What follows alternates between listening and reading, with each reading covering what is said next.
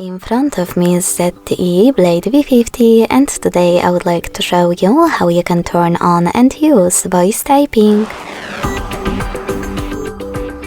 Begin by opening your device's keyboard and clicking on the microphone icon at the top right corner. If you can't see it, select this gear instead. Then tap on voice typing and click on the grey sweater next to it to activate it. Then you need to go back to your keyboard and click on the now visible microphone. Following that, select while using the app and start typing.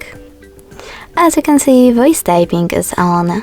If you wish to stop, tap on the same microphone again. Thanks so much for watching. If you enjoyed this video, leave a like, comment and subscribe. Bye!